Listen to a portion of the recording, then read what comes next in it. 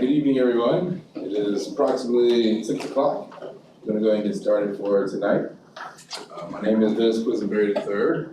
I'm your chairperson of the Ed Committee. Typically, we go around and introduce ourselves so we can meet some of the new people and see some new faces that I don't know. So I'd like you to just stand up and say who you are. Tell us a little bit about yourself. We're going to go around the room. Ms. Reed, can we start with you? My name is Ann Reed. I missed the first couple because I fell at my bus stop and badly broke my arm. So I'm here. I am from the Estero area. I have 3 students in Lee County schools, and I am a writer. I have to go too. Hi, my name is Lubna Alam, and I moved from Wisconsin about 2.5 years ago. I have 2 boys in the Fort Myers High School area, and I am a bit of an interfaith activist. My name is Corey Bright-Harrigan. I am the Disability Service Director at FGCU. This is my second year on the committee. I have 2 kids in the district, and I serve as your vice chair. Hi, I'm Nina Sakaris-Dagling, and I haven't been here the first time. I didn't know where it was. The second time, my cat died.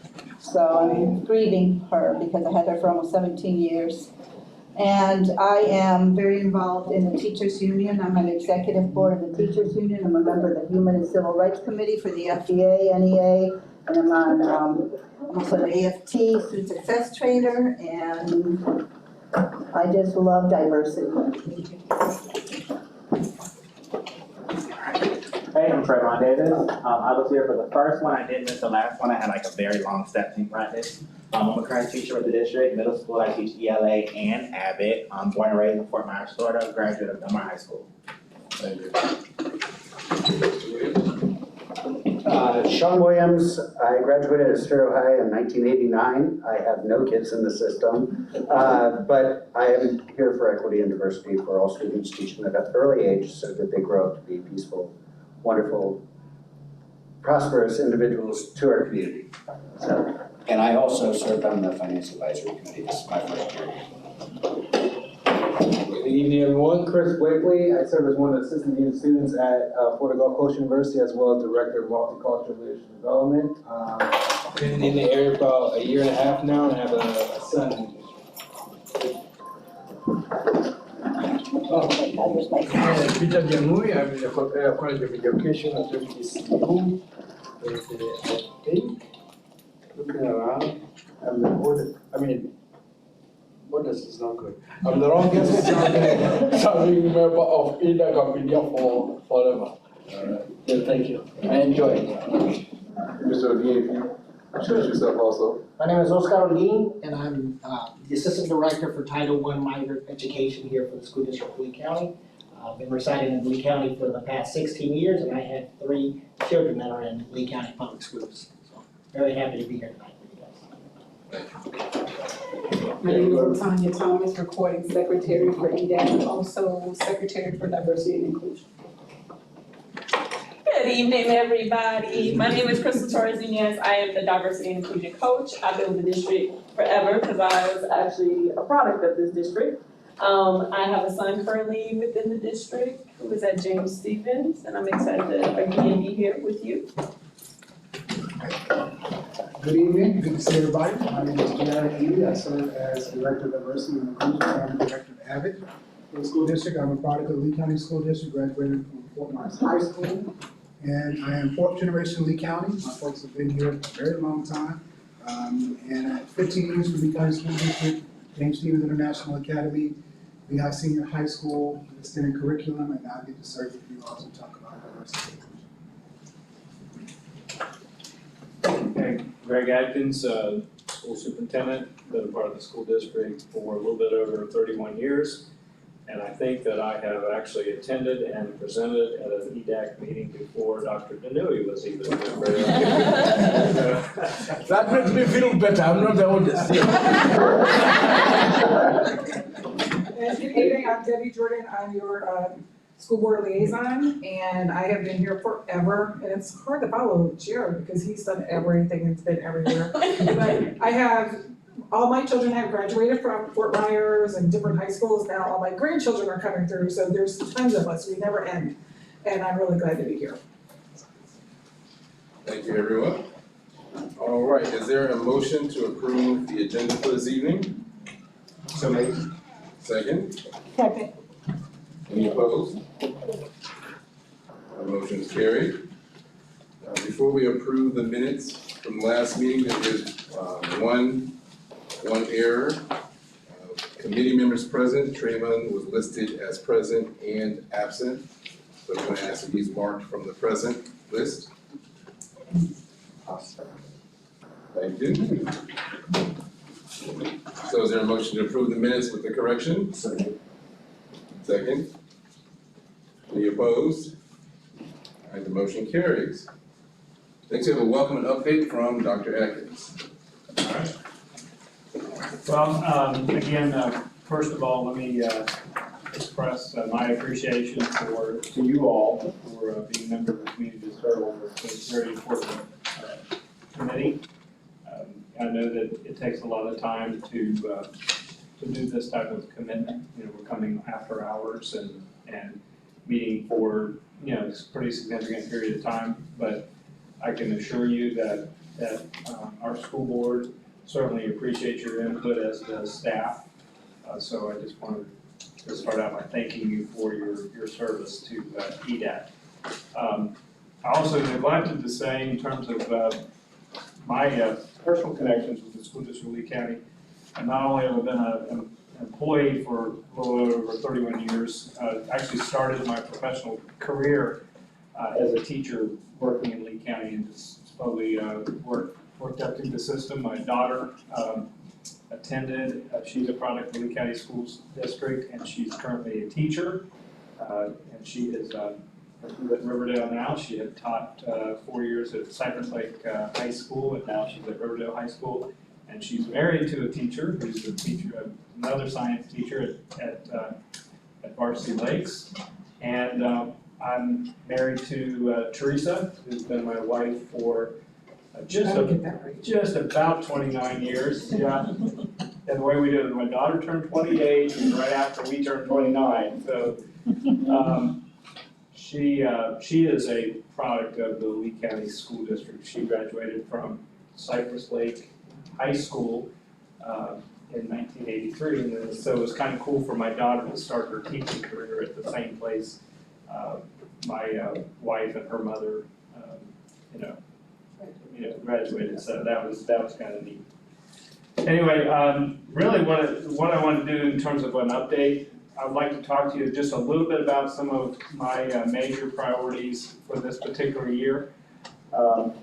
We have our strategic plan and Vision 2030. And in Vision 2030, I think is a pretty bold plan in terms of laying out the things that we would like to do in the school district.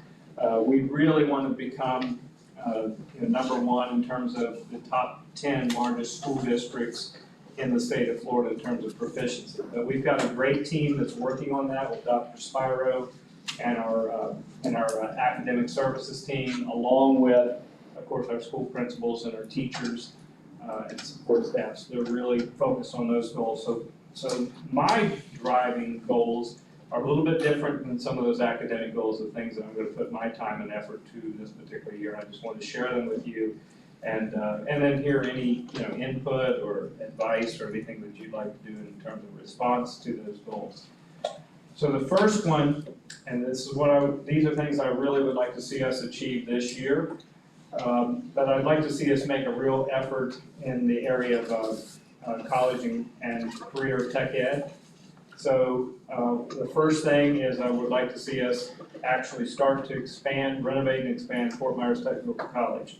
Right now, it's got a lot of really great programs, but we're still not able to meet the need of Lee County in some very significant areas, such as in construction, areas like welding, major appliances, automotive. These are just areas that we feel that through a renovation we could actually expand the number of individuals that can get themselves certified and licensed and get out there and contribute to the growth that's currently going on in Lee County.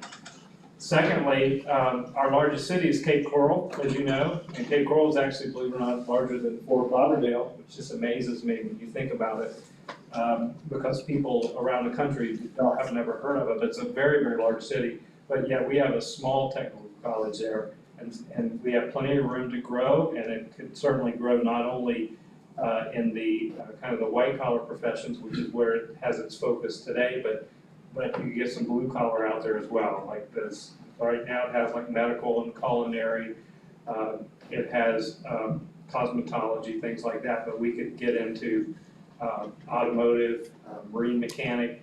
It does have a veterinarian technician that's expanding, which we really have a need in that area as well. But it's going to be getting a new director real soon. That's going to the board, and had a conversation with him recently, Charlie Pease, and he's also interested in that expansion. So hopefully expanding Cape Coral Technical College, and then finally the big dream is to really start plans on a brand new technical college, and looking at where that technical college is going to be located, probably somewhere a little bit further south into the east, because we've got a lot of students in the south and the east, and this would give a technical college that's closer in proximity. And last, along with that particular goal, is making connections with our career academies, or academies in our high schools. You know, currently, we have our comprehensive high schools at East, South, and also at Ida Baker, plus you've got Dunbar High School with all the academies that it has, along with, you have them at our other high schools too, even though they're not named comprehensive high schools, but making sure that kids have pathways from those academies, clear pathways to college or clear pathways to a technical college. So, and then connecting them with actual professionals in that field. So, as an example would be, you have an environmental controls academy at Bonita Springs High School. That's HVAC. So being able to connect that with a local vendor in that particular field, HVAC, and then be able to not only help them provide hopefully some financial support, equipment support, but also mentoring and coaching for our kids.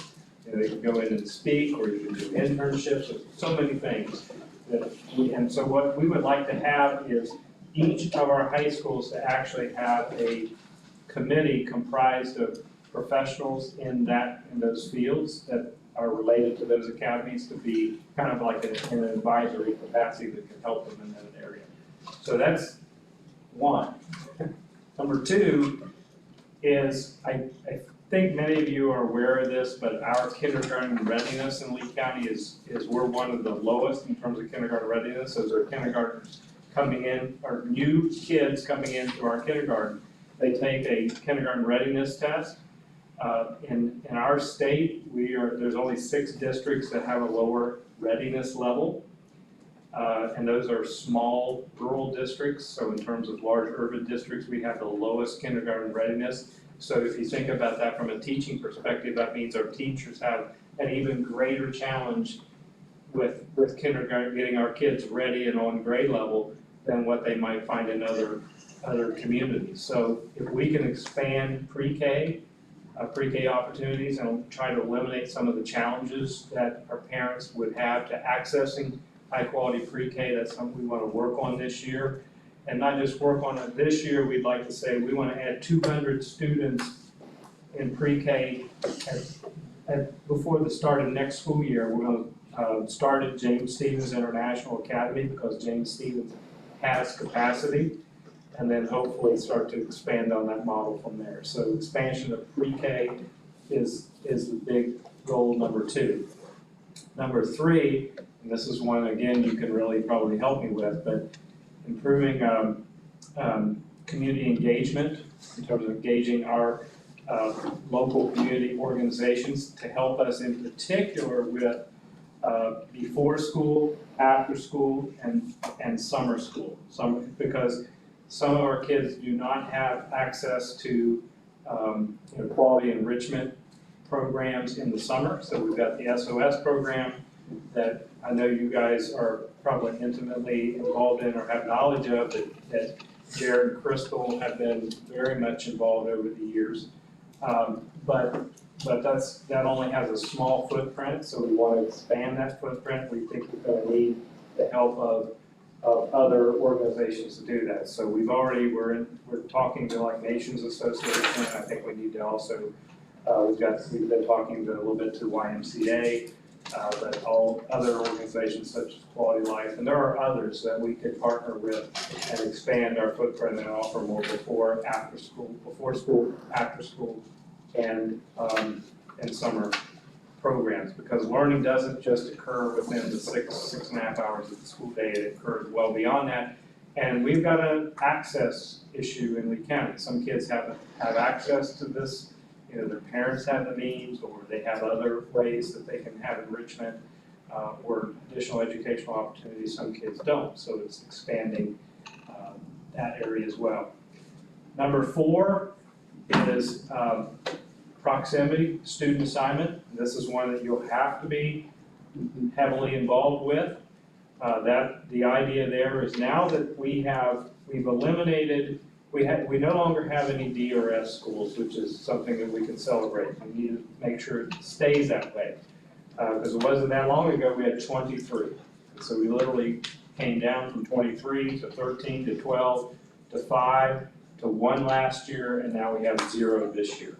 So no matter what address a kid has now, they have access to high quality schools. In fact, one of the best schools in the state, according to our data, was an F not too long ago. That was Manatee Elementary School. So Manatee, if you look at Manatee Elementary and you compare Manatee Elementary to similar schools that have similar demographics as Manatee Elementary, it's in the top 2% in the entire state, and just about top in there in mathematics.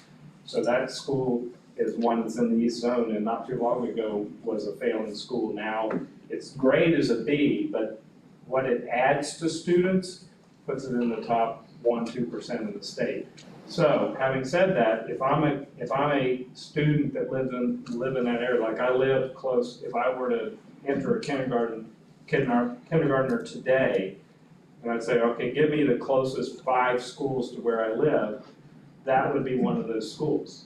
And James Stevens would be another school that would be close to where I live, or River Hall or Alva.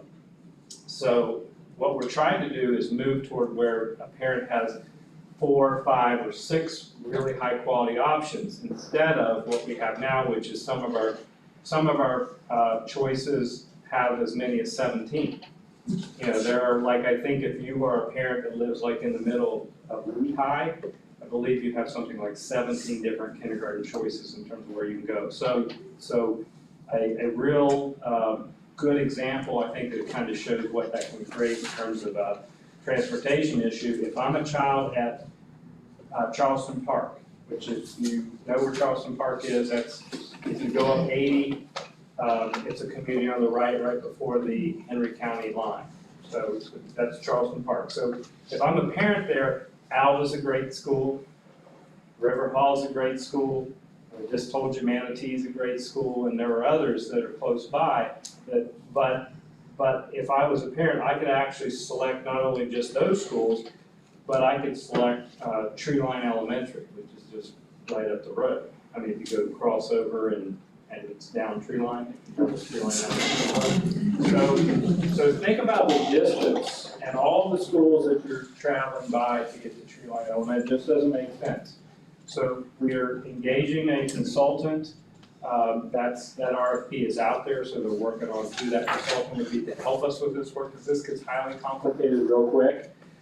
We also want to start to engage the community and talk about this whole proximity-based student assignment plan, because the concern that people would have is making sure that every child, no matter where they live, has access to high-quality education. That's why we have the current zone system that we have and the sub-zone system, because there wasn't always that access. So the first thing we did was go to really work on that so we could provide equitable access.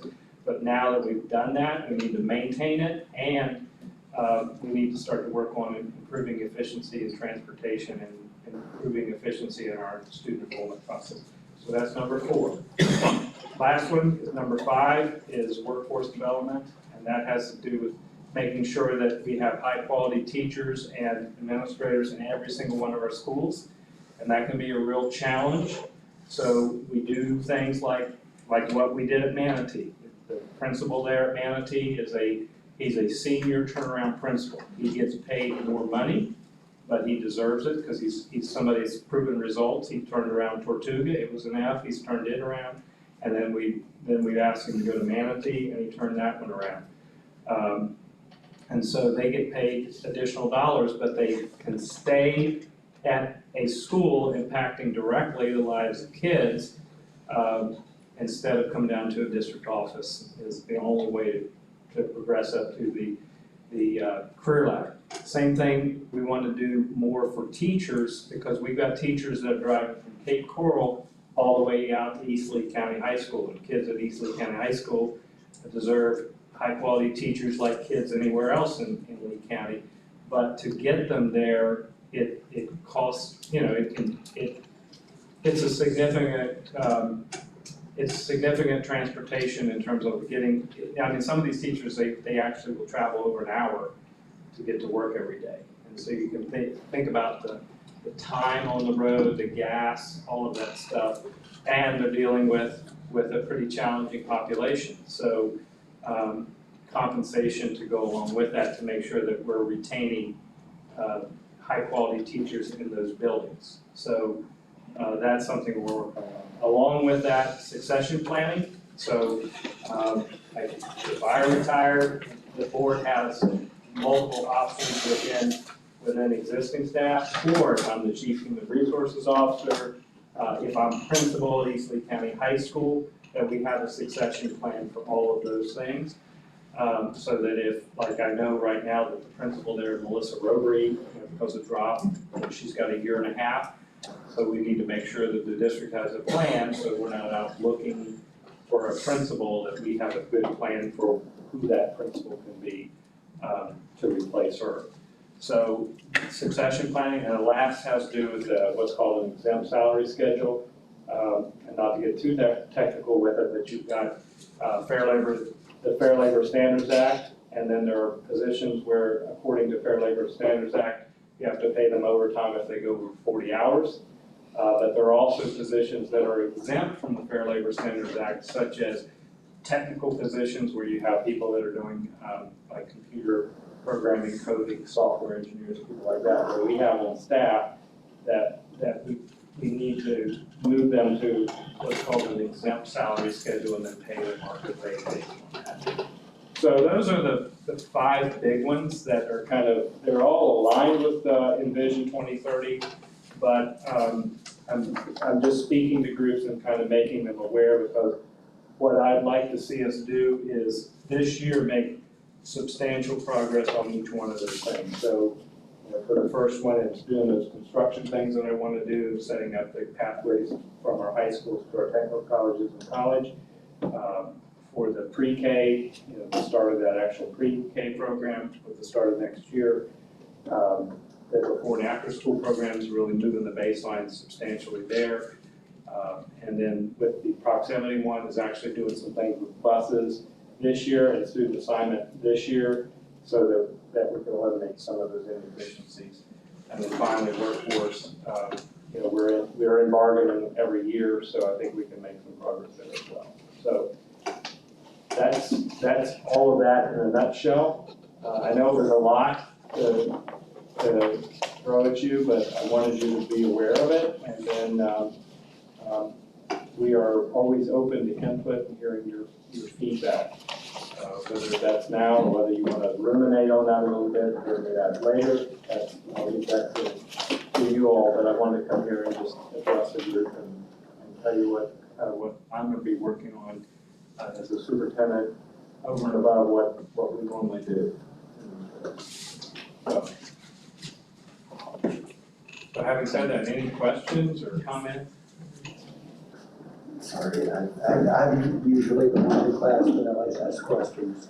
So, have we thought about some sort of a community school for after-school programs, something that would be closer to neighborhoods?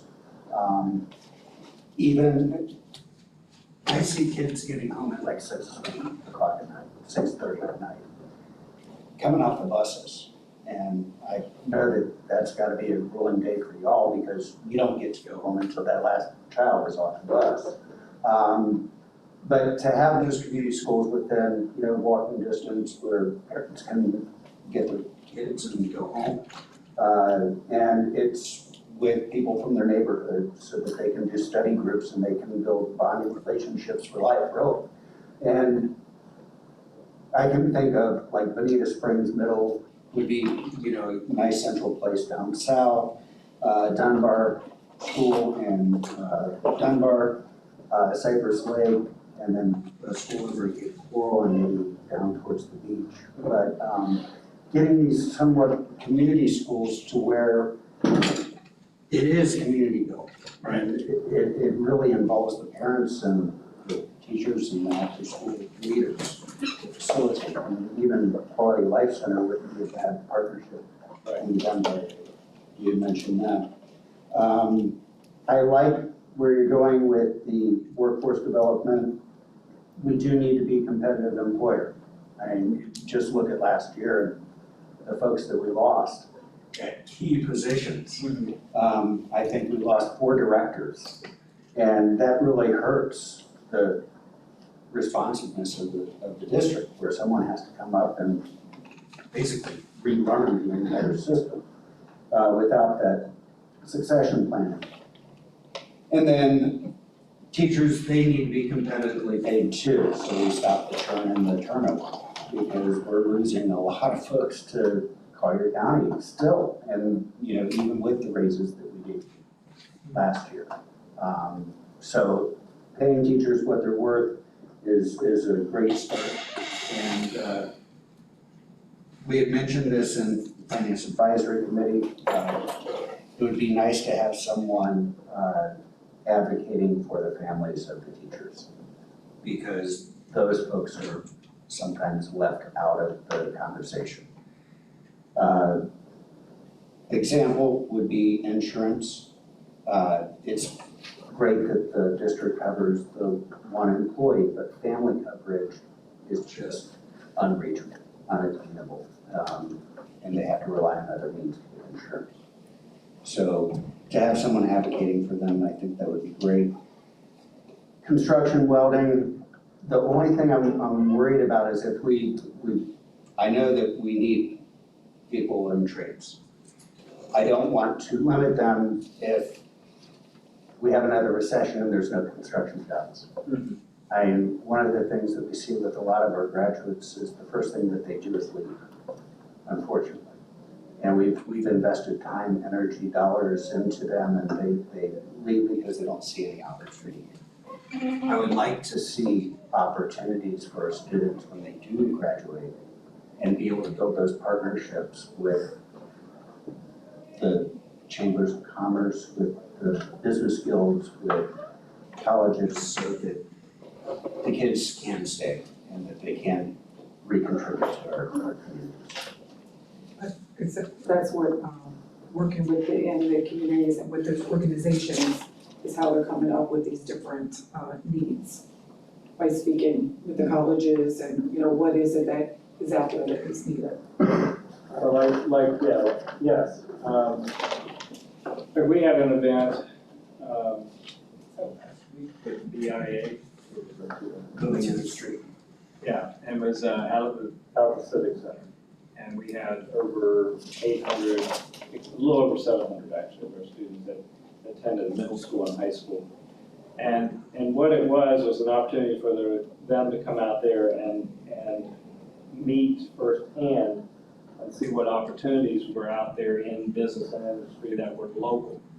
Okay, so this was just like one event. So these kids got to, they got to lay block, they got to drive a concrete leveler, they got to, interact with plumbers and electricians and things like that.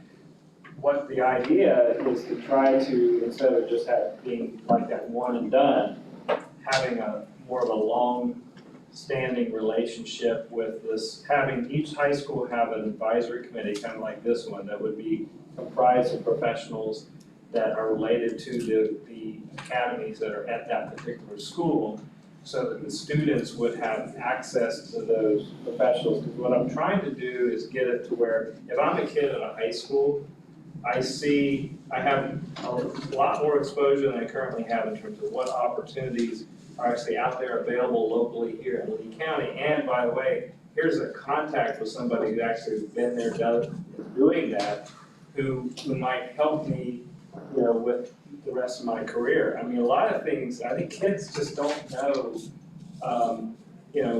what they want to do when they're a senior, or they don't even have any idea, and so, well, we're supposed to go to college.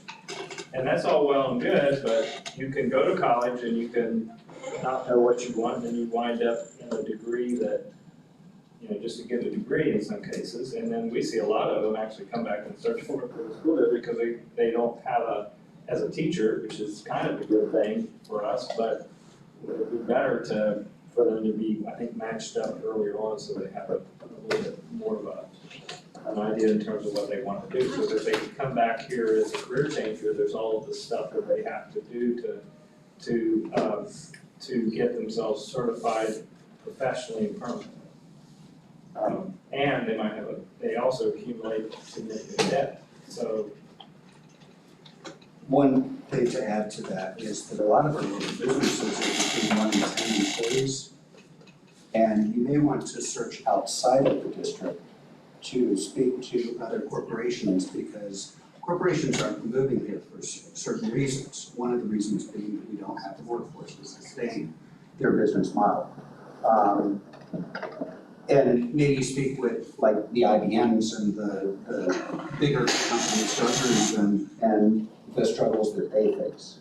Because with the 1 to 10, we have a niche. I mean, I need a receptionist, or I need someone to be able to talk on the phones or type or computer skills.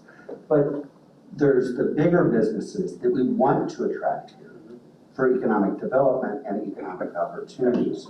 It would be good to get feedback on as well. Good, thank you. You have a question? Okay, thank you, Dr. Atkins. I wrote a lot of notes. I used to be a journalist, so I always take notes anyway. But I just want to say that you had a lot of good things to say, but I want to add some things that maybe, you can give me feedback.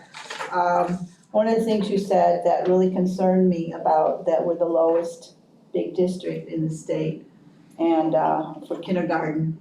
Readiness. And kindergarten readiness, yes, sir. And I was wondering, since we have so many colleges here, can we have some kind of a program to, in the School of Education, to maybe try to get teachers to be kindergarten teachers? Like push them, and this is a diversity committee. We need more diverse teachers in this community. I was in trouble last year because I asked for data on diversity here, and they were calling the union asking why I wanted all this data. And let me tell you, it's because I think that students can relate to people that they can relate to. And I think we need to make a push on that, on diversity toward the teachers, and get these teachers on, because I know that to have a heart for teaching is something, you have it in your heart or you don't, We're not in this for money, you know what I mean? Even though we need more money. And don't let me get started on that. Okay, another thing that you said, that parents can have 5 choices to send their children to school. It's great, but we also need to, I am concerned about all the safety if you're sending your kid way on the other side of town, or you understand. My son went to, well, he's 27 now, but he went to the School for the Arts, and I remember at that time school started like at 8 in the morning, but the bus would pick him up at 5:30 in the morning. So he had to take that bus, and I had to go out there at 5:30 in the morning, even though I was a middle school teacher and I didn't start school till 9:45, and I had to get up 4 hours earlier just to stand there with him. So I am concerned about that and where that's going. And the other thing that We're we're wanting to do helps with that issue because you're having all that transportation occur much closer to where you live as opposed to having that long distance. Okay, Does that make sense? yes. Yeah, it makes sense. And the last thing that I liked what you said, that every child can have high quality education and maintain it, because it's not just about having high quality education, then once you're out of here, you lose it. No, you have to maintain it all year. And anyway, thank you. Do you have a question, Peter? Yeah, first of all, Dr. Atkins, it's just so nice to have you here and listen to you, listen for the talk, you know. It's always nice to have you, and your vision is good, and I really love the 5 points that you have put forward. But I want to retrace this step, and I want to echo back what my colleagues have said. I think the one thing we have been all struggling with in this district throughout is the achievement gap. And that has been an issue even in WCP, everybody is like achievement gap. So I'm glad that kindergarten readiness is high up in the order. What I did not hear as I heard in other areas are the specific things that you want to do to reach the scores. Because that 3 million World Cup, which I tell you very well, continues. Once that gap is started, that gap is there, it will continue all the way to graduation and even to college. Proceeds. So if we can take care of that in more specific terms, I heard the specific things you're doing, like for workforce development. I heard about the expansion of the vocational colleges, but I didn't hear specifically. I would like to ask you, could you be more specific what you're planning to do for that kindergarten readiness? Yeah, what is it specifically you're planning to do? So the first thing is when you talk about the achievement gap, where that gap starts is right there, coming into kindergarten. Yes. So if we can start to provide more high quality pre-kindergarten opportunities for our students in Lee County, we can get more of our kids up to ready for kindergarten, so that lessens that gap.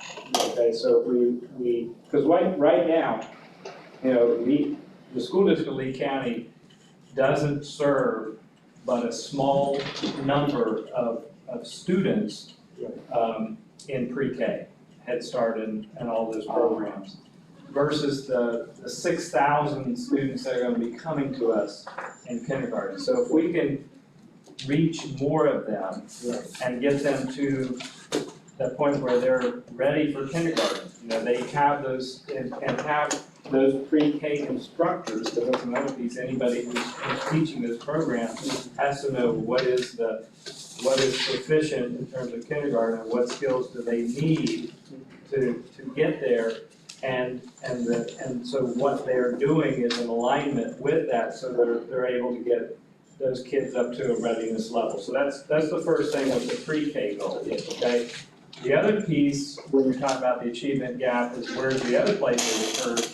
It's the before school, after school, and summer school. Because you have the summer slide, that's the reason why you have the SOS program. But that again is a small number of kids. So if I'm a parent that has the means, I'm gonna send my kid in some type of enrichment program. I'm gonna have my kid engaged in the summertime. If I don't have the means, I may not do that. So, but when you talk to parents at SOS program, what do they say? They're so happy that they have something for their kids to attend. And we've eliminated, the barriers of cost and so forth. So by being able to partner and remove that barrier and provide more kids that opportunity, you reduce the summer slide and you give them access to real skills, like you do in SOS, so that they're continuing to move forward in the course of the summer instead of sliding backwards. Right. And then from the other piece, academically during the year, I wasn't covering that part. I can speak a little bit to that if you'd like, but the reason is because I've got a great team that could definitely hear from in academic services, Dr. Spiro, where he talks about what our teachers are doing. The real cool thing, I think, right now in terms of where we live in time, is our teachers have the ability to differentiate instruction like at no time in our history. Okay, so I can look at where a kid is, what the kid is missing, and what your best principals and teachers are now doing, and you hear you talk about the Dr. Lee Master who's at Manatee. What does he do? What's his secret sauce? It's that they look at kids individually.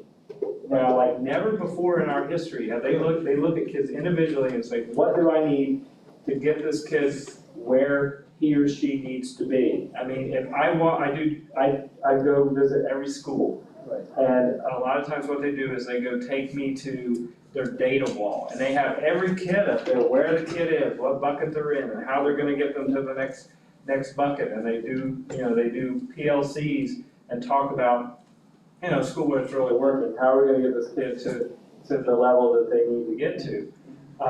The technology that we're deploying also gives the teachers a tool to do as well. And then we're also, when it comes to paraprofessionals and inclusion, you're seeing more inclusion going on, but smart inclusion, where you have them in, like you go visit a classroom and there's the teacher, here's an ESE teacher, but you can't tell who's who, and then you've got a paraprofessional there, and the kids are all engaged, right? Okay, in the learning.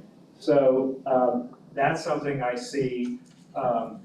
Way more of that than I used to see in terms of those strategies. So it makes my heart feel good in terms of the engagement that I see out in our schools, and the differentiation of instruction is better than I've ever seen, and it continues to get better every year.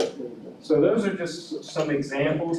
The last thing I want to say is that one of the disadvantages that we have in Lee County, I think, is that our diversity is relatively young in terms of its history compared to a place like Miami-Dade that's had more time. And here's what's great.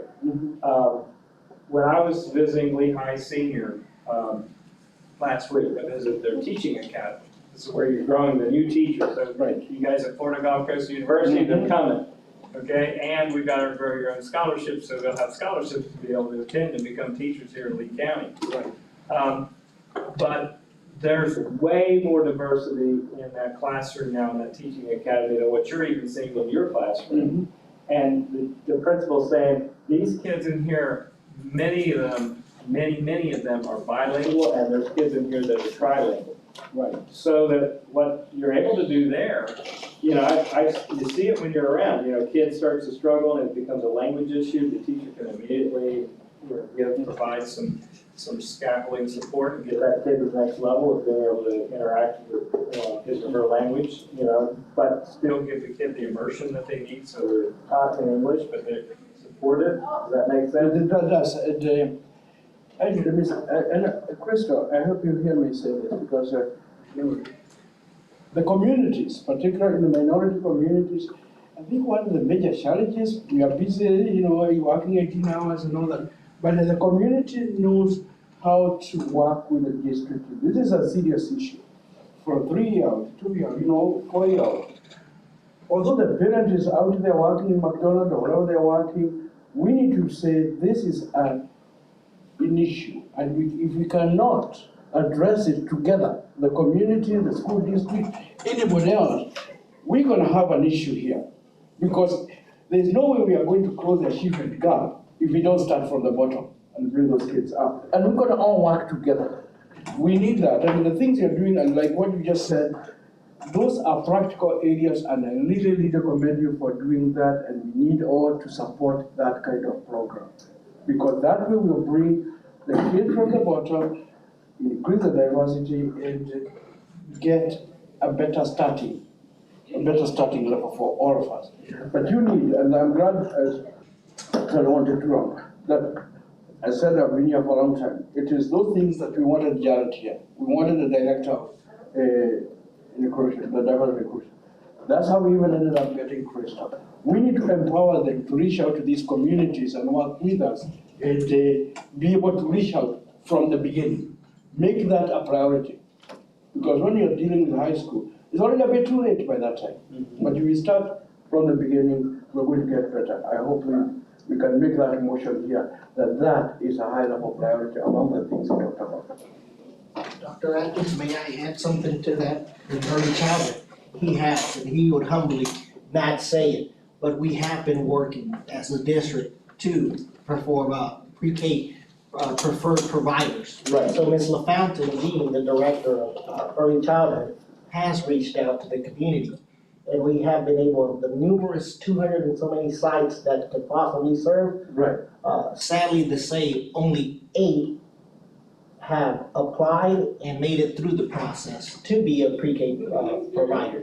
So in essence, what you're doing is you're cutting into their profits or gain as an early childhood provider, where we at the district have very high standards for early childhood, where for the birth to 2-year-olds, it's 1-to-4 ratio. Their ratio as a profit organization, it might be 1-to-10. Right. So therefore, they're not getting that high quality. And also, he didn't mention, but we are, in James Stevens, we are doing a SIG 4 cohort, which is looking at the alignment of the pre-K curriculum to 3rd grade. And once we have that established, and if we're in year 3 this year, we'll be able to provide that more of that curriculum to those pre-K preferred pre-K providers, and to get more on board and say, hey, look at how these kids are gonna be doing. So that would be an incentive for your child to go to that pre-K or daycare. So I mean, he humbly wouldn't say such a thing, but we are doing those things in grant. And also the migrant groups that you give, because that was another challenge, because they come from wherever with different levels, and that's another area, and I'm glad you're doing that too. Just an interjection, that's why we asked Oscar to join us. I know Ms. Martinez had mentioned a couple of times as we talked about outreach with the population of citizens around the area. What does that look like and what does that outreach look like? So going forward, there'll be an opportunity for Oscar to return and share some of the great things that he's doing. I wanted him to stop by and visit today, kind of give a sense, and hopefully Ms. Martinez was here to share some of her thoughts and the connection with the library system. So that's part of that. Oscar is interjecting in that, although his title says Title I Migrant Education, but under their division is also early childhood. That's why he kind of like. Dr. Atkins, continue on, sir. You are good. Great job. Something else? I've just got 2 follow-ups. With the pre-K, there are several that are higher than 50%. What is the best district doing well to increase pre-K ratings? And is the DOE helping at all on this? Well, the best district, I believe, is Pinellas. The Pinellas went from not a great kindergarten readiness to one of the best in the state. And I believe what they did was they're doing something similar to what we're trying to do, which is expand the number of high-quality pre-K for those students. And they're making sure those instructors are, and the curriculum is really followed in such a way that the kids are really prepared. So what we're trying to do is to follow that similar type of pathway that Pinellas. And I don't know if you have any more to share, but that's what I can tell you about it. Definitely, in the Pinellas, when they're starting off, they start off from birth. So right from the hospital, they have an educational program that's already hooking up and saying, hey, we live in this area, we have these certain areas that not only just take care of your children, but also teach your children while they're there with you. Something we're trying to do is, we have this, you've heard of Future Makers? Yes. Probably. So Future Makers is got a Lee County group that has been started, and what we're trying to do as a team is think literally birth to, college. And so wouldn't it be great, this was the big dream, but the big dream is every child in Lee County, if you could have free educational opportunities from birth to college. So the group has decided to begin its focus with the birth to kindergarten part. So that's another connection we're trying to make with the community organization to make some progress. And are we able to draw any federal dollars down for doing these programs, or like the VPK programs are able to draw down funds? Are we able to do the same thing? Some of them are, yes. Yes, sir, you mentioned the DOE. DOE doesn't fund the pre-K. Pre-K is funded through either the virtual pre-K or the early childhood part component, which is federal, direct federal. And we have tapped into every one of those. The other piece would be our space, which is different for early childhood education than our K-12. And since our dollars here are for K-12, that's where we run into the biggest obstacle. Right. The other thing that we are trying to do with both the pre-K piece, but also the before school, after school, and summer school is tap into grant opportunities. So we're re-looking at how we're doing a grants department, reconfiguring that to try to go after more dollars.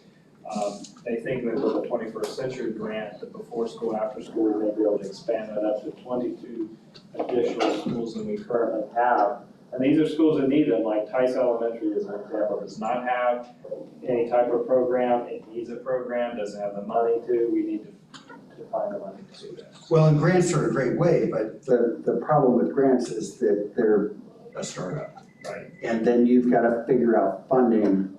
If you want to continue that program beyond year 2, usually, you have to figure out a way to make it fly. Right. And it's great training wheels, but it's not able to be replicated for years and years. Just for my information, what is the pre-K capacity right now? It's 900. About 900, 7 to 900, it just depends on the 900 kids? The ratio that we're looking at. Remember when I mentioned that the birth ratio is 1 to 4, well, our 3 to 4-year-olds is 1 to 8. So it's 900 kids in pre-K, and how many kids come into the kindergarten class? Like 6,000. So that's, okay. So we serve not even. So you're planning to get that number from 900 to a certain number? Yeah, with 80% is our big goal right now. Oh, okay, that's a big goal. By the end of the year? No, not by the end of the year. That's our 2030. Just for 2030 go out. Yeah, wow. Yes, because we do have private providers that also provide this, and so we're trying to, we have to work through that as well. And you mentioned the preferred providers. The preferred providers, and again, this is where the cost comes in, because they have a financial incentive, and it's a little bit of a disincentive for them to do what we're trying to get them to do, but we're trying to get them to invest in their program and bring the standards up and then they can market themselves as a preferred provider, kind of endorsed by Lee County School District as a preferred pre-K provider, so that they are known as having a program that meets our standards, so that their kids come out of that program are guaranteed to be kindergarten readiness ready. So, but it's a challenge to get there because of the ratios and things like that. And providing instructors that are qualified, that's another piece. PD. Yeah, the professional development, to get those instructors where they need to be. This may be a little bit out, but I just want to say this, looking at these 5 areas and knowing how the African Network has been talking, and this is the chance I have here to have you, Dr. Atkins, I wanted to say this, that we really want to commend you, and I want to tell you, board member, pass this on, we commend this work that's going on. Because sometimes this kind of work is never seen in public. What we see is a lot of other stuff there, but this is what is important to us. This is of great value. How can we support the kids? The administration, the board level, you can do what you are doing, but the work that the officers are doing, you are doing as the CEO, we commend you, and I want to actually move a motion and you have supported, that we commend you. We are proud of the 5 steps that you are taking, and we want you to energize this team. I'm moving that motion. And I've been seconded by Mr. Shaw. Can I, just a question for clarification's sake, is that a commendation or you all signing on as an official recommendation that EDAC is supporting? I am moving a motion, Mr. Edi, and if the members, of course, would have to vote, yes, it is seconded, and it will move, then it becomes a motion for the EDAC committee. Do we expand on the 5 principles that we laid out? Okay, yes, sir. I just wanted to make sure for. Right, no, I just wanted to clarify, because right now I'm moving it as leader, as a member of the committee, but I think it's important that we don't have Dr. Atkins every day here, but I wanted him to hear this, that I'm moving that motion that to you, that we really support the work you're doing. I don't think people see this kind of things in public, they see a lot of other stuff, but I think I get the backing, and we will send a letter from the African Network saying, we are happy as families, our children are getting the right education. That's why we came all the way from Africa. And I want to see those words that these things you're doing here prioritized. We commend you, you continue doing your stuff, we're proud of it, and I am moving that motion. Maybe the wording may be incorrect, but I'm moving that motion. So the motion is that you want us to, EDAC to support the 5 initiatives that Dr. Atkins has presented. Yes. Is that correct? Yes, and to also to express our support for him. Okay. So I think with the vote, that's our support. Yes, Mr. Chairman. And may I speak to the motion as well? I think it's a great start. And I like the fact that the school district is talking about things that we can do instead of what we can't do. And I really commend the board and the leadership on that, because as we know, government moves slowly. But it is moving in the right direction because of leadership that says we can do this instead of we just can't do this. So I commend you on that as well. So, Ms. Jordan, I'm hoping if this is passed, that it's something that can be taken to the podium.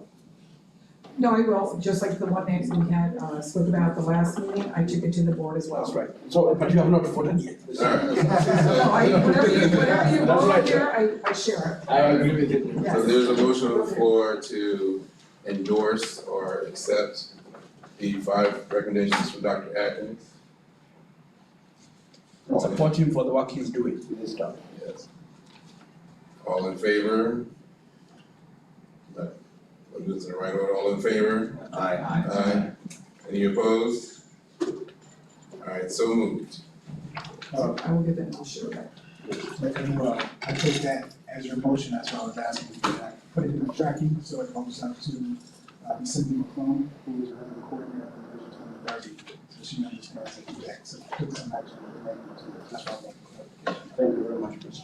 I appreciate that. That certainly means a lot to me and a lot to our governance team. And I will say that, I met with 6 out of the 7 today, and specifically we talked about these things. So I think we've got, and I know, the 7th is Mr. Trika. So, I think we have a lot of support on governance team as well. So, yeah. Thank you for your time, Dr. Atkins. Ms. Torres Nunez, you have an activity for us? Yes. All right, in your folders, you will find a frame. You have something else for us? Yes, in your folders. So you will have a frame. So take this out. And I gave you a breakdown of what we're going to go through tonight. So last week we talked about our dimensions of diversity, okay? We did a circle map with you in the center. And we talked about how our diversities make us different, but at the same time we have a lot of similarities, correct? And you broke down into your circle map the different areas that were most important to you in your diversities and things that were least important to you. Okay, so this week we are going to now look at things that have influenced our cultural frames of reference. So when we talk about influence, we talk about our perspectives. okay? Initially, when I look at a person, that's my first perspective or lens or frame of them, right? We make assumptions based off our perspectives as well, okay? So, today we're gonna look at your frame and what has influenced your cultural frame. So, you have 4 sides to your frame. And on those 4 sides, you are going to place specific things. So on the first side of your frame, you're gonna put places that have influenced you. On your frame, yes. So on the first side, whichever side you want, you're gonna put places that have influenced you. So for me, it could be Fort Myers, Florida. I am a native of Fort Myers, Florida. I was born and raised. But I also have a huge family in Puerto Rico. Juan Diaz. Okay? So I have a huge family there that I have yet to meet. So although I have not interacted with them, they are still a big influence on me. Okay? On the second side of your cultural frame, you're going to put events. Any event that may have influenced you. That could be 9/11. It could be the birth of your child. Maybe you survived cancer. I am a cancer survivor, not many people know that. And the birth of my son was a major event in my life. Then on the third side of your cultural frame, you are going to put people that you actually know that have influenced you. Okay? So on your third side, that could be your mother, my son, your brothers, your sisters, people that you work with. They may have influenced you in some way.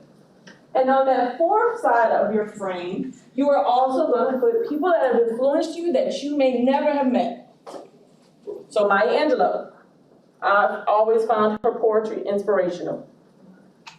She's always been a woman of strength to me. So I've never personally met her, but she has inspired me. So again, on the first side, you're going to put places. Second side, you're going to put events. Third side, you're going to put people that you know that inspire you. And on that fourth side, you're going to put people that you do not know that have inspired you. Give you about a minute. Oh, you're on top of it. Look at that.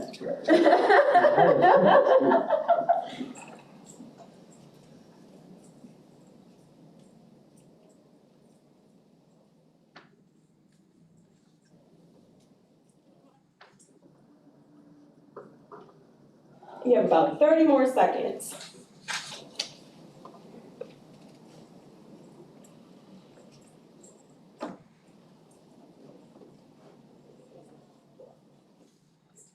All right, and we're going to come back together.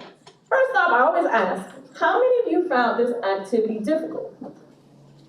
Was there any side that you found more challenging to fill out than any other? Mr. Williams? Just differentiating Okay. between. But what and what? So like places, events, and people. They kind of cross. Okay. Mr. Quisenberry? People that I don't know that inspire me. Okay. Does somebody want to share places? Can you share a place on your frame that influenced you? Yes, sir. Yeah, my village. Your village? I lived in the village permanently for maximum from birth to about 10 years. Went to, 12, but went to boarding school. After that, you move on. But the village never left me. Okay. You can tell my accent, my behavior, my mindset is always my village. Okay. So it influenced you in a positive aspect. Yeah, very positive. No, the support, and for that village, even when I was graduating, the whole village coming together for me. Or even going to America, everybody was at the airport, the whole village. That's the biggest support I ever get. I'm not here alone, I'm here for the village. Amazing, I love it, amazing. Does somebody want to share an event? An event that may have influenced you? Yes, sir. The Monday group, environmental ed. Back in the 80s, we used to have this thing.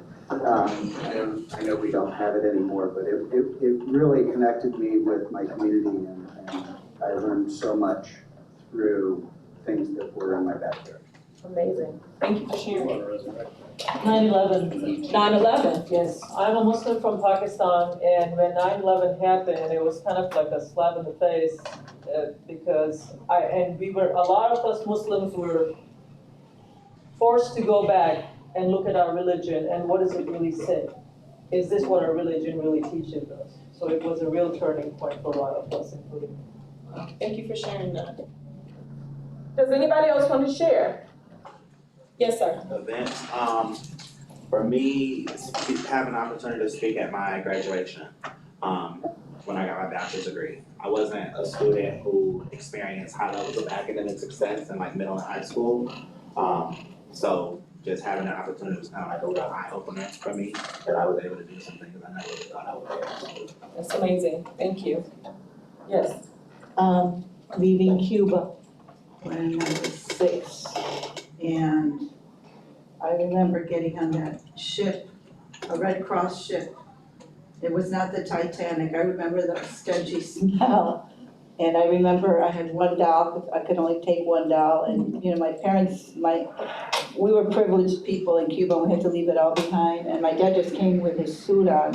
And I remember getting on the ship and I started crying because the militant woman was trying to hold my doll and I started crying. And I guess she thought that I thought she was gonna take my doll away from me, and she wasn't.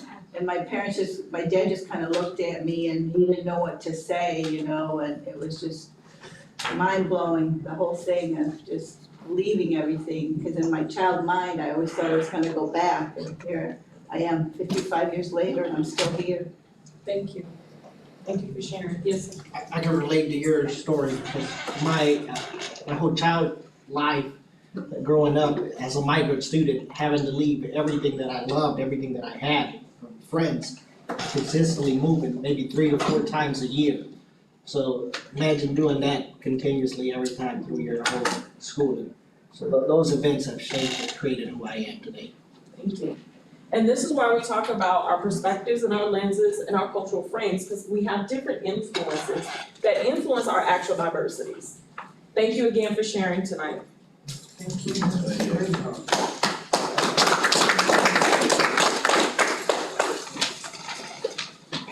In your folders, there's some information about the student assignment waiver committee. The last meeting, we brought up, or it was talked about, a volunteer for BDAC joining that committee. Was there anyone here that wanted to volunteer to be on the student assignment committee? Can we volunteer somebody? What did you say? I can volunteer somebody.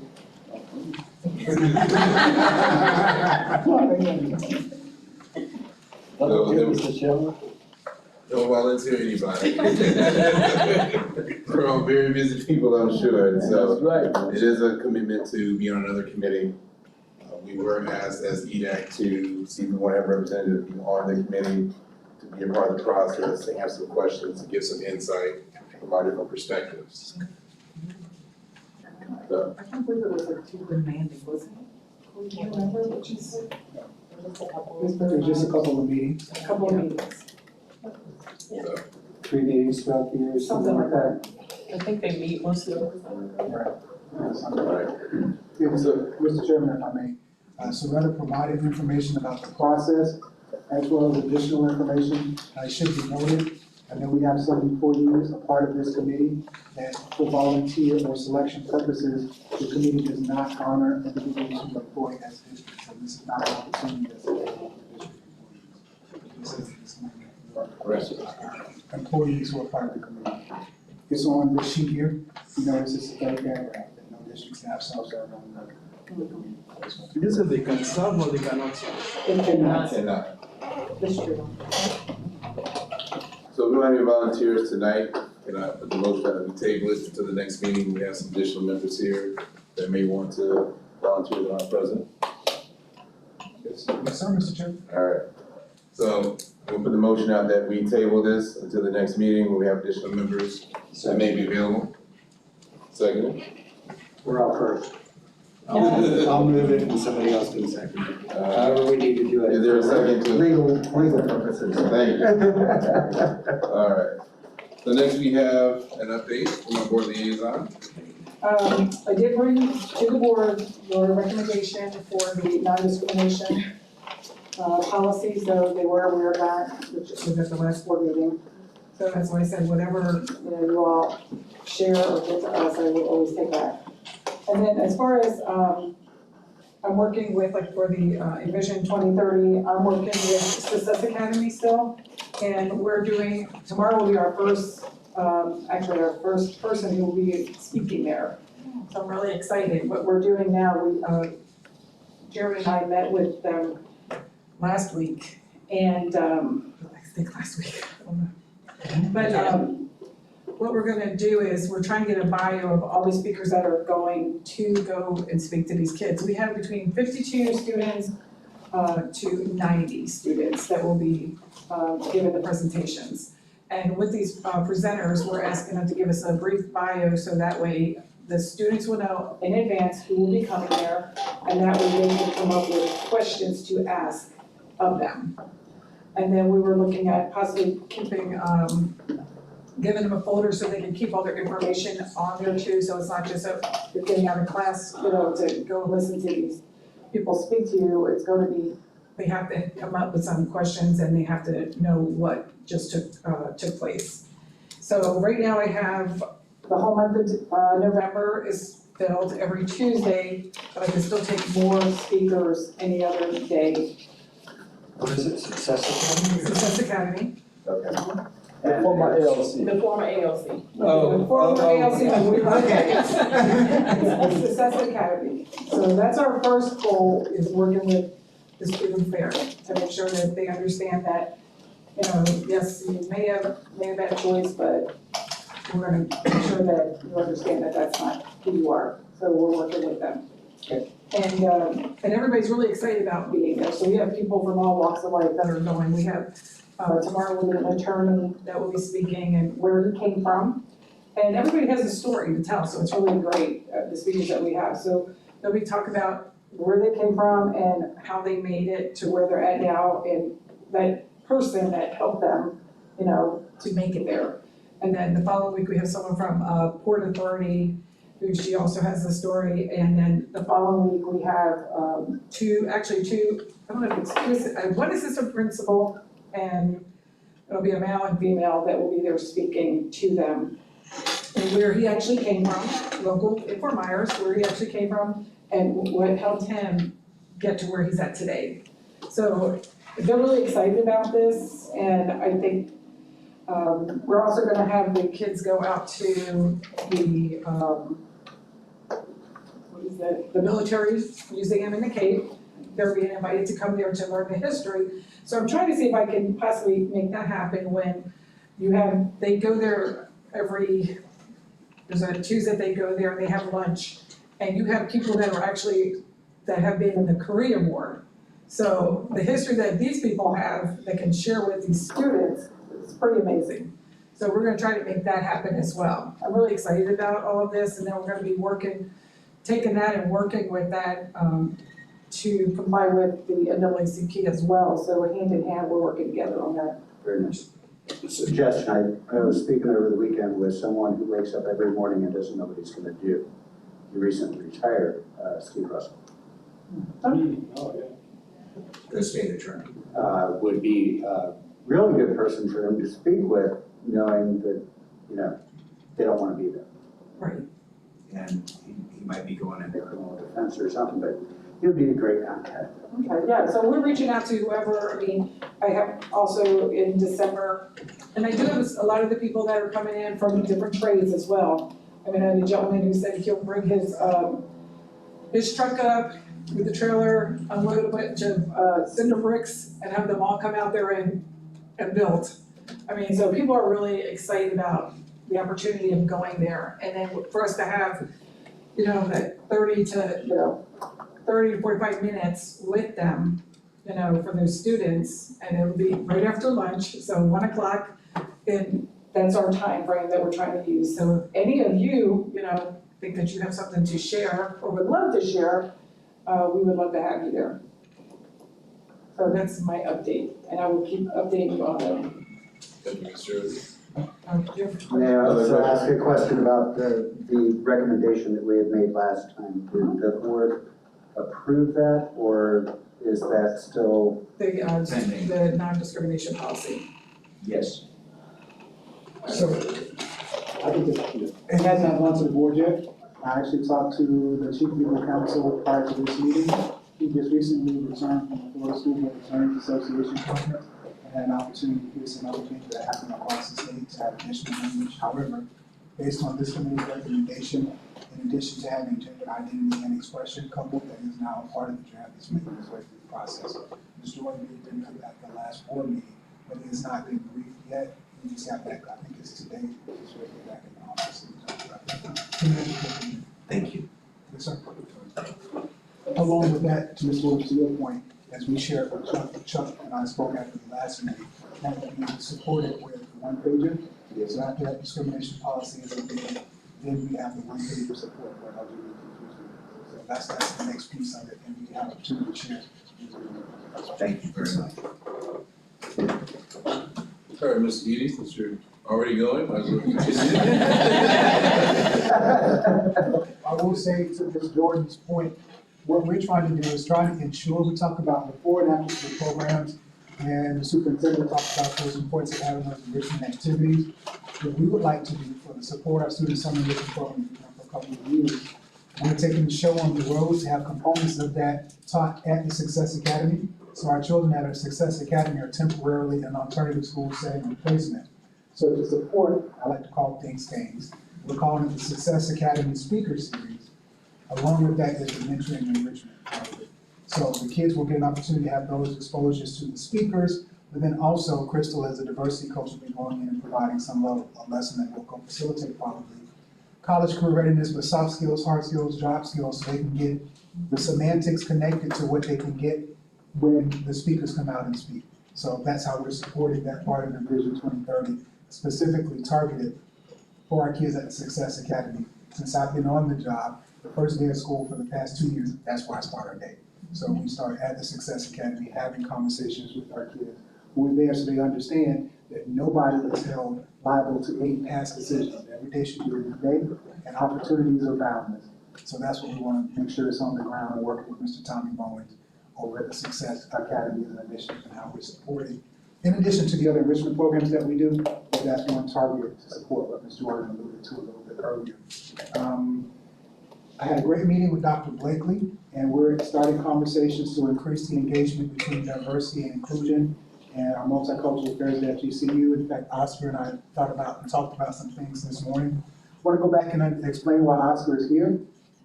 He's a knowledge and wealth of information in general, but you may remember, so here last year, recall there was conversation as to how do we reach out to our migrant camps and our migrant population across the county. Well, I thought it'd be fitting that Oscar were here to hear some of those questions and feedback, and then come back and provide some information to the committee.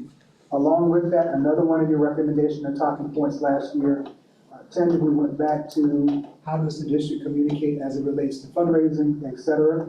If you all aren't aware, we have a brand new director of communication, Irma Lancaster, who's coming to us in California. So she is interested and available for our next committee meeting. And I did speak and let the chairman know that come and you all can meet her and then share some of those questions and conversations as it related to how do we outreach to diverse populations from an official district lens of having communication along with information that Oscar discussed from there. So those are the two updates. Then we have additional to the culturally relevant and responsive training that Crystal is going out and providing from the district and school-based level. This week, our principals will be visiting, as I talked about in the last meeting, with Dee Palazzo from Equality Florida. So she'll have an opportunity talking with our principals as to how do we support our LGBTQA+ students within the district. We had the training 2 months ago with social workers, psychologists, and equity coordinators, and then this week, on Thursday, she'll be visiting for the first time with our principals. So that's what, just an update from a follow-up from us. Fantastic. And you may have asked this before, or answered this before, but restorative discipline, where are we at on Sure. that cycle? With that cycle, that conversation came up with Mr. Bradley.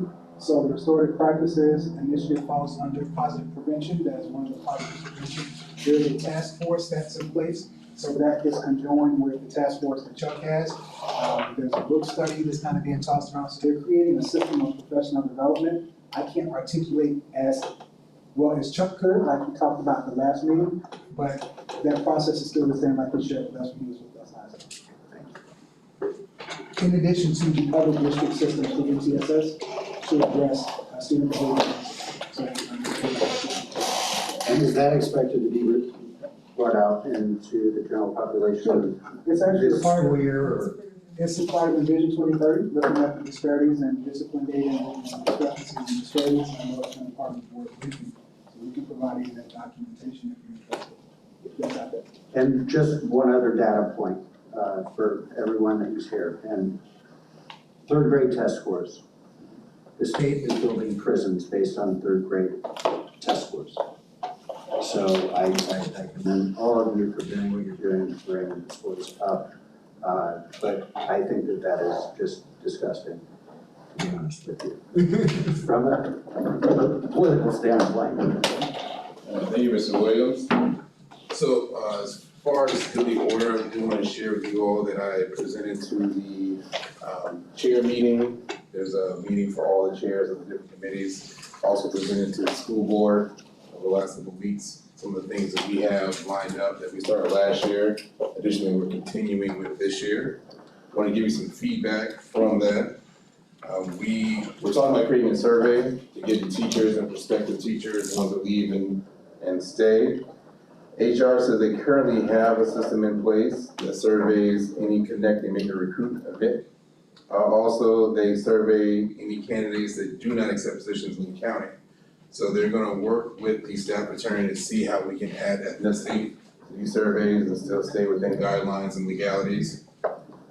They also do stay surveys with the staff, and they're using this data to continually improve the strategies of retention. We can work on getting access to the information to kind of disseminate and digest what we have already in place and see what we can suggest and see whether there some changes or improvements or, just some feedback on what's already being done. And they currently have, they put it as an HRIS coordinator and projects coordinator. And they monitor the act points as well as KPIs with their own HR metrics. So there seems to be some processes already in place for what we were talking about as far as the data analytics side. So I think we should just proceed with what's in place and get that information from those departments and go from there. Was there anything else for the good of the order? Is this the part for the committee? Yeah. Okay. Yes. Thank you. Actually, I have three things, and Dr. Atkins, Jared. You guys know that we have the conference starting on Wednesday. And within that conference, I know Christo will be there, and a number of very good school district employees will be coming. But I talked to Dr. Atkins, I talked to Jared. The Call Me Mr. program, we're having these people from Clemson, from all over, but I didn't see a number of teachers. And I'm requesting, because we have set that up, Mr. Thompson, Shawu Thompson, they have gone out of their way to try and bring in the common minister to the county. And it's good to have the people from the district, Christoph, nothing. But I really want to see gentlemen, like people in the schools. It starts next on Wednesday. It will be on Thursday, actually. And it's something we should take advantage of. It's not often we get great conferences here. So Dr. Atkins, I sent a note to Dr. Martin. She has 7 people, there, but I wish we can get at least some teachers, we can have some pilot programs for Call Me Mr. programs, a great program from Clemson. It's great what these people are bringing it to us. It will be at Sunbury Marriott. I know it's urgent now, but if you can get at least one teacher from each of the, particularly the minority teachers from each of the zones, we can start a pilot for or minister program, it would be great. Number two, I hope that you'll consider that. Well, I would say that's a great point, Dr. Dewey. In fact, Mr. Davis was one of my recommendations to Right. attend African Network. For that express reason, unfortunately, he wasn't able to make it, but we're on the same page. But you come for the Gira, I hope, for that we're gonna. He hasn't. Oh, okay, but for the conference, the day after tomorrow, I do hope we can get at least 3 or so. We'll talk about it, Mr. Davis. But you can get some teachers who can come because they are here and they'll be gone. And they've gone out of their way for the district. We should be ashamed if we don't take advantage of it. So that we get it. Number two, it's a little bit about the committee. This is our third meeting. There are quite a number of people who have not turned up. This committee is 15 people. And we take this very seriously. I think it's about time. I don't know what you guys are doing from the board level, but if people cannot be able to do it, just don't be here. Don't just be a committee member by name. So whatever action you take, we need everybody's input. Number three is on recruitment. The FGCU has just gotten a new VP for recruitment, Ms. Lisa Jackson. I really want us to connect with Ms. Jackson. She's very much forthright about diversity, and she's new. It's about time we capture that. When you have Dr. Brinkley there also, she's great, and I'll connect you.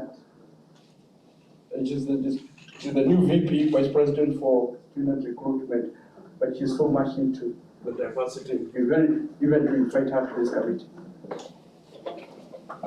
Yes, sir. Ms. Jordan, do you have a comment?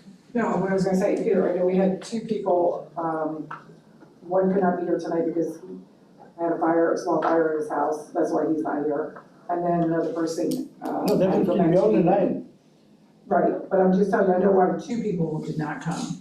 And of course, we get their emails and they receive a letter, if you've missed 2 meetings, you are going to receive a letter stating that you missed 3 meetings and we replace you. So those letters, go out. And I agree, Ms. Jordan. I have like a million reasons why I should not be here. We understand, and we speak to people too when we, when we go on. Anything else to do with the order?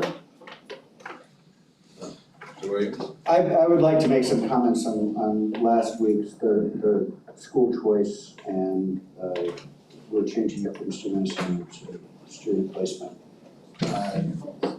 Enrollment. What is it? Enrollment, sorry.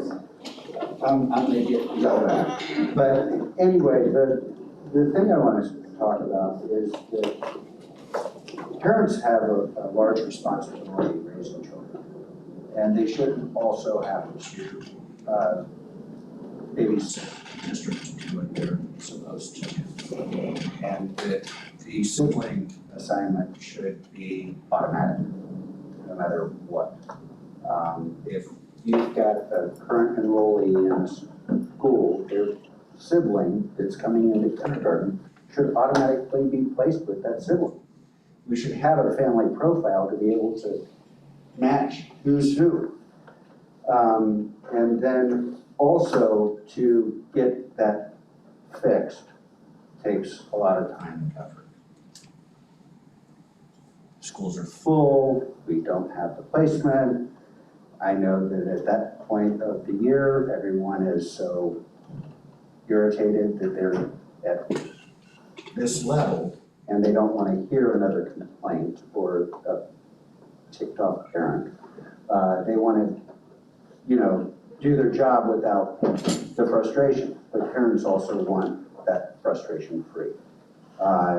And that is one of the reasons why I asked Ms. Crystal to be here this evening to explain some of her experiences in the district regarding that, and also just the time it takes her to maintain the student experience in the Lee County schools. Thank you. Was there anything else to go to the order? All right, we'll move on to public comment. Anything for public comment? Thanks. If you would stand and state your name, and you have 3 minutes. Crystal Johnson. I'm here as a guest of Mr. Sean Williams. He did ask me to come and speak to some of the experiences I have had with the district. I must say I have 4 children. 2 have successfully completed high school. They were not necessarily college ready, but they did successfully complete and graduate with high school diplomas. Just to fall back on the last statement that he made, talking about children preference with the schools as far as when you have a sibling at the school, you should automatically, your child, you would think that they would automatically go into that school. And even though I'm going back some years, because I have my 2 youngest are high schoolers now, so let me just say that. But it was my experience that I did not have to run down to school choice to set up school for my second child. And it ultimately ended up where my kindergartner had to go to a school that was much further away from home and did not get into the school that I would have chose for him had I known I needed to be, you know what I mean, on it. Which they said it wasn't a race because I had a child there. But they ended up going to 2 separate schools. My kindergartner went to Heights Elementary, the other one is a 3rd grader at Orangewood Elementary. So that was kind of difficult for me as a mom and single mom, trying to get them to and from. And he did have to be bused because we lived over off of Colonial and Winkler. So that was one experience. Another experience I have is that I'm an advocate in the community especially for parents with children with disabilities. And I want to just go on record as stating that, the district does work with me. Whenever I come and I have an issue, I feel I'm heard, I feel like they do what they can. However, I don't start with the district. We go to the schools first. You understand what I'm saying? When I have an issue and there's a problem, we go to the school. And it just seems like I'm having to go between the school just a tad too much. You get what I'm saying? It's like, we've been doing this a while now. You know what I mean? Come on, I didn't expect y'all to kind of, the things that we're asking parents to do that I've heard the districts say that we need parents. We need parents. We need parents to have input. We need parents to be here. We need you to show up. I do that.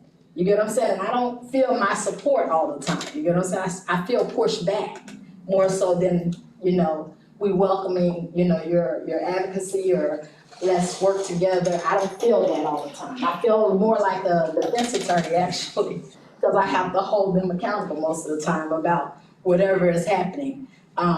So that's for parents that don't know what I know, that don't have the time that I have made. See, it's not that I just have the time. I have decided that my children are they come first, literally, on anything. I've had principals call me and say, well, when do you have time? I say, when you have time. You understand? Don't ask me. If you calling me about my child, tell me when you need me there and I'll be there.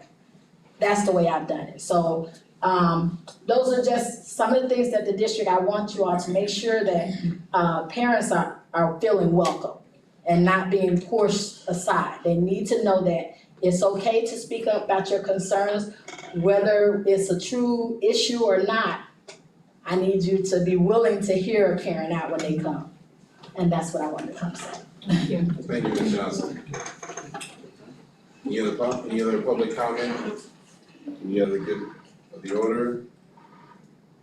All right, is there a motion to adjourn our meeting this evening?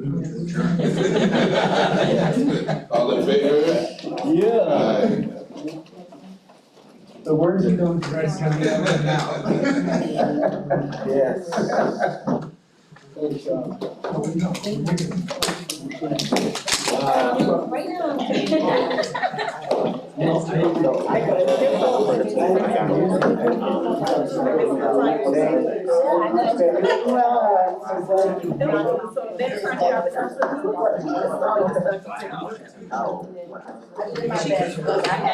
have a name tag and phone.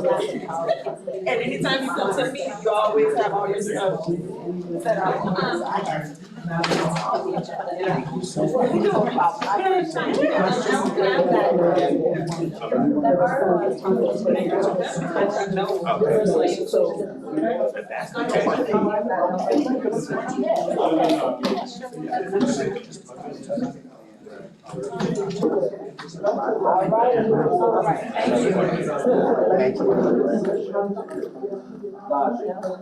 Well, I'm kind of I took a non-traditional track to get who I am. Yeah. Oh, good, how are you? You doing all right? I was writing for everybody else.